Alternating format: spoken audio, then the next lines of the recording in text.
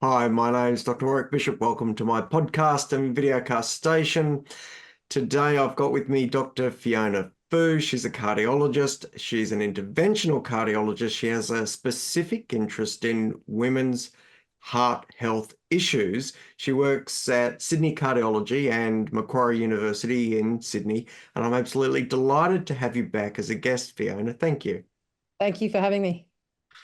Look, I've been really looking forward to speaking with you about this. There's often questions about how men and women are different when it comes to cardiovascular risk. And I know this is an area where you're deeply passionate and involved with. So I'm super excited to be speaking with you about this.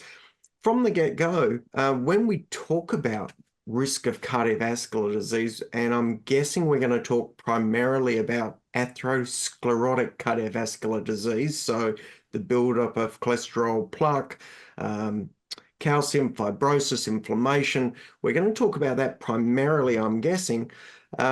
Lead us into that. My guess is that some of the risk factors that we apply for men are equally applicable to women, but then there's probably nuances and extra things we need to understand. So start us off there. What are the standard risk factors that you're concerned about when you see a woman come into your office? So I think even just going back before that, Warrick, I think we need to identify that it is a big problem. So and it is an under-recognized problem. So we are talking about coronary heart disease today, mainly the risk factors for coronary atherosclerotic cardiovascular disease. And just to remind, I guess, the audience is that in Australia, this is actually the second leading cause of death in women. Okay, secondary to dementia. So it is a big problem, and heart disease in women causes more deaths than all of the cancers combined.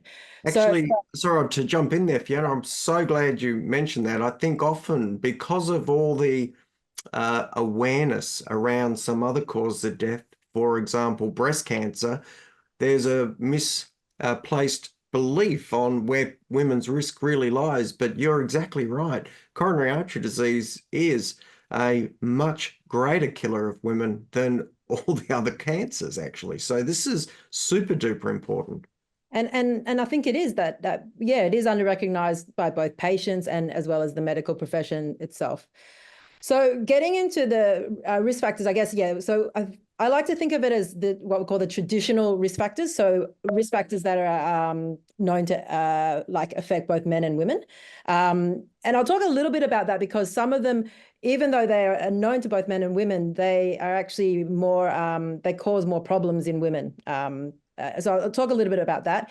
Then I'm going to talk about what we call sex-specific risk factors. So the biggest ones are adverse pregnancy outcomes, things like early menopause, PCOS, those kind of conditions that affect mainly women. And then we'll also talk about breast cancer treatment because, that affects a lot of women, but it also has cardiac implications. And then the other ones are what we would kind of consider, I guess, non-traditional risk factors that, again, affect both men and women, but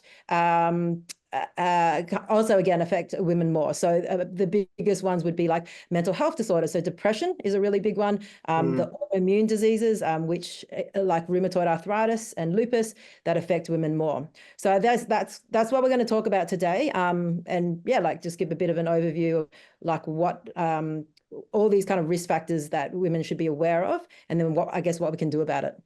So the traditional risk factors, I think we can probably deal with very quickly. The cholesterol, blood pressure, family history, diabetes, the like. But are some of these traditional risk factors more of a problem in women? For example, is smoking more of a risk factor in women than men, for example, or any of the other risk factors more of an issue in women than men? Yeah, so the studies have shown, so for example, a woman with diabetes has it portends a greater risk of coronary heart disease than a man. Hypertension is particularly more prevalent as women get older, and they tend to be undertreated. They don't get to targets as well. Again, smoking again increased risk in women more than men for whatever reason of coronary. We know that both of them, it increases coronary heart disease, but it increases even more in women. and obesity. So obesity, physical inactivity, again, they tend to affect women more, but also, portend a greater risk compared to men. Look, I really value this sort of opportunity to share this information because I think cardiovascular risk in women often, I shouldn't say flies under the radar, but is often, it doesn't get the spotlight that it probably deserves in actual fact. So I think it's a really good opportunity to raise this sort of issue broadly and let people know about it. Let's move on to those sex-specific risk factors, Fiona. You mentioned already a couple of things like early menopause. What are these sex-specific risk factors that you tend to speak with your patients about? Yeah, so pretty much every female I will take, I will start early, like so with like a pregnancy history. So I think it's always ask about pregnancy and menopause, the age of menopause. So if we look at, I guess, let's start with I guess earlier. So with pregnancy disorders, because that's something, this affects younger women, reproductive age, and we don't think that, they're going to be at risk of heart disease. But there's a lot of evidence that shows any pregnancy disorder, certain pregnancy disorders increase your future risk of cardiovascular disease. So the biggest ones are hypertensive disorders of pregnancy. So having high blood pressure, or what we call gestational hypertension, having something called pre-eclampsia, and then something called eclampsia. Okay. So all of them increase your risk of future high blood pressure, but also cardiovascular disease. So not only coronary artery disease, but actually stroke as well. Okay. So that's any high blood pressure during pregnancy, and then the more severe high blood pressure disorders such as preeclampsia or eclampsia. The next biggest one is gestational diabetes. I'm not saying next biggest, but another big one is gestational diabetes. So gestational diabetes increases your risk of future diabetes, but even if you don't have future diabetes, it still increases your risk of cardiovascular disease. So having gestational diabetes increases your risk of cardiovascular disease, high blood pressure, diabetes, all those things just by having gestational diabetes. The other ones that are also important are small for gestational age baby and early birth, so like preterm delivery. So I guess the take home from that, because these are young women and probably won't have cardiovascular disease in the short to intermediate term following that. But I guess the take home from this, Fiona, is that women who go through and have a complicated pregnancy for these reasons that you've alluded to, they should maybe have a little checkbox next to their name as they're aging to really be watched very closely in terms of the traditional risks and screening for cardiovascular disease. That would be the way you would see that? Good. Yes, that's that. Yeah, exactly. That's what I want. Yeah, people to realize that, we don't want to scare, they've just had a complication during pregnancy, but what we want to kind of, I guess, just let them realize that they do have an increased future risk, but you can do something about it. And the main thing is regular follow-up with your GP, checking your sugar, checking your blood pressure, and then they also just instilling a very healthy lifestyle, regular exercise, keeping a healthy weight, keeping a healthy diet. So I think it's not to kind of scare people, but just to kind of follow that up and know you can do, like, you do have an increased risk, but you can do something about that. And look, I think while people are listening, one of the really, really driving reasons for Fiona and I to be talking about this is that cardiovascular disease, if identified, shouldn't kill you. We can manage it incredibly well these days. We've got blood thinning agents, we've got cholesterol lowering agents, we've got blood pressure lowering medications. We can image the arteries, we can know exactly what's going on. It's when these things occur as a surprise that they can really be detrimental. They can take lives. But what we're talking about here, Fiona, is being ahead of that game, really being proactive by identifying people who might be at risk and keeping a really close eye on them. And I think that's really what my passion is about, and I know it's yours as well. Yeah, correct. I think it's that prevention, in the time scale. Yeah. Yeah. Look, so we've covered some of those very sex-specific risk factors. Thank you for doing that. Let's talk about some of those other things that people may not be thinking about, things like autoimmune diseases. Talk to that for me a little bit. And when I talk about autoimmune diseases, for those listening, we're talking about things like arthritis, rheumatoid arthritis, psoriatic arthritis, maybe polymyalgia rheumatica, maybe inflammatory conditions like Crohn's disease, or ulcerative colitis, things where there's inflammation in the body by what we call an autoimmune process. Share with us a little bit about that, Fiona. Yeah, so that's right. You touched that there, all those autoimmune and inflammatory conditions. We know part of the atherosclerotic process does involve inflammation. That is a big contributor to it. So the biggest ones from a female point of view, something called systemic lupus erythematosus, or SLE, so lupus, and rheumatoid arthritis, because that also tends to affect females a bit more. Psoriasis is also a big one, but as you know, it affects both men and women. But the other thing with psoriasis is also very common. So, but all of these, so with SLE and rheumatoid arthritis, it affects women more, and they have significantly increased risk of cardiovascular disease, particularly ischemic heart disease and myocardial infarction. So SLE does increase your risk of a heart attack, and at an early age. So we're not talking like, 60s, 70s. We're talking like, before menopause almost sometimes. So their risk starts early because of that inflammation. And the other thing to note with that is that the more severe the inflammation, and the more complicated that autoimmune disease, that also increases the risk. Yeah. And look, actually, sorry, you go ahead. Yep. I was going to say, my guess here is that these amplify as well traditional risk factors. So a patient who may have raised cholesterol, raised blood pressure, diabetes, and has an autoimmune condition, they're probably snowballing their risk. So again, the takeaway here is be aware of this. If systemic lupus erythematosus is a diagnosis that you have or someone you love has, then be aware this is a condition that may have knock-on effects. So be aware of that cardiovascular health journey, speak to the GP about it, and really, have some ownership as well. Be engaged. I love to see patients engaged with their doctor, whether the GP or specialist, to make sure that they're also asking the questions that need to be asked, and that's part of the reason for producing these podcasts. I think, and I agree that is part of it, and it's good to see that a lot of the rheumatologists and the immunologists are also on board with this, and dermatologists, sorry, like I do with like psoriasis, for example. So, they're recognizing that they also need to be looking at the whole patient, apart from treating that autoimmune disease, they also need to be managing their risk factors. And actually, it was a rheumatologist who told me, when I was doing my physician training, who said, rheumatoid arthritis patients don't die of rheumatoid arthritis. They die of heart disease. Yeah. So I think it is important. Yeah, we if you have any of these autoimmune conditions, you keep you do a heart health check. You keep all your risk factors under control. Yeah. Look, one of the other risk factors that you flagged previously was breast cancer and breast cancer therapy. How does that tie in with cardiovascular disease, Fiona?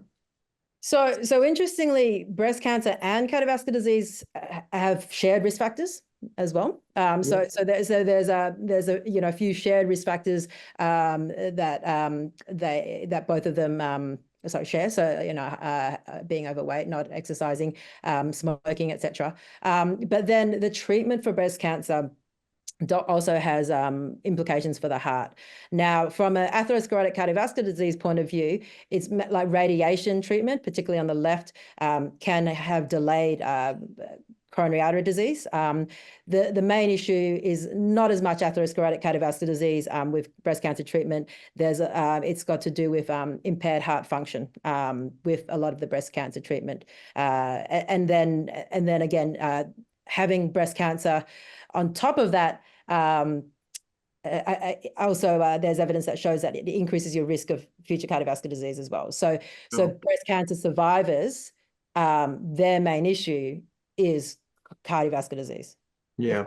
Yeah. And I think what you're alluding to there for those who are listening and just trying to follow that is that the therapies used for breast cancer treatment can lead to the heart muscle being affected in such a way that it doesn't work as normal. It tends to get a bit stiffer, and that can have a consequence with shortness of breath and symptoms down the line. Would that be the way you'd Yeah, sorry. Yeah, summarize that? that's correct. Yeah. Yeah, Beautiful.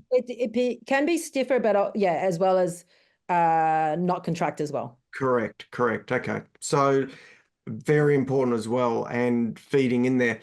In the interest of time, I do want to touch on the last aspect that we flagged at the beginning, and that's psychological health, well-being, the impact of depression, anxiety on cardiovascular disease. Let's touch on that. Let's do it briefly, because I know it's a huge topic, but in the interest of time, I want to touch on it, but keep the podcast in a controllable space. So yeah, so I think we hopefully we all are aware that depression increases cardiovascular disease, and particularly in women, women do get affected, I guess, more with depression, but it's also a really significant, a much more significant, almost risk factor, particularly in middle-aged women, depression is, than some of the other traditional risk factors. So depression increases your risk of cardiovascular disease. And if you have cardiovascular disease, you also have an increased risk of depression. So like they kind of feed into Yep. each. And depression is one of them, but there's also anxiety, post-traumatic stress disorder, all of these things, all of these mental health disorders definitely increase your risk of cardiovascular disease. And again, it's identifying. Yeah, we don't. There's multiple reasons why there's that link, but identifying that. But again, treating all your other risk factors is Yeah. important. Um, I think that's, and treating your mental health, but also treating your other risk factors is also important when you have that. And there's other things that unfortunately women do get. We've got the mental health, and then the socioeconomic issues and environmental issues as well that tend to affect women more. Domestic violence, all those things. It is definitely they're definitely risk factors that are under-recognized, but do affect women more. Look, Fiona, as we sort of come to the finish line of this particular podcast, what sort of advice would you offer for the people for particularly the women who are listening, or even the doctors who may be caring for women, in the context of traditional risk factors, gender-specific risk factors that you've touched on, so the complications of pregnancy, the autoimmune group, uh, women who have been treated for breast cancer, and women who may have, the influences of depression or anxiety. What's your advice? How would you advise them to deal with that into the future? I think the biggest take-home message really is about having a heart health check, recognizing these risk factors. So recognizing these risk factors, having a heart health check, and then being proactive about prevention. So keeping all your like cholesterol, blood pressure under control, your sugar levels, being active. Having a healthy diet and lifestyle, and obviously not smoking. So I think that's the main message: recognizing that it is a problem, but recognizing that you should check your heart and doing something about it. And I think for both the audience, but also for doctors, there's a term called bikini medicine. I think it's quite good because unfortunately a lot of us practice bikini medicine, which is essentially you see a female and you only think about their breasts and their reproductive organs, like what the bikini covers. So I think instead of seeing a female and yes, they get their mammogram, they get their pap smear, they talk about all these other things, they need to be talking about their heart health. Yeah, no, that's great advice. Look, that term bikini medicine is a really nice reminder, and does let us know that we can have a blind spot to the entire person and their entire risk profile. What I might add though, is my own interest in prevention is really centered around imaging the arteries, taking a picture, using a calcium score. I think it's an incredibly valuable tool, and I know there's plenty of GPs who move and patients who can't get to GPs for access or can't get away from work. And some GPs will refer on to specialists to get things like a calcium score. So for those listening and interested, I've actually put together a website.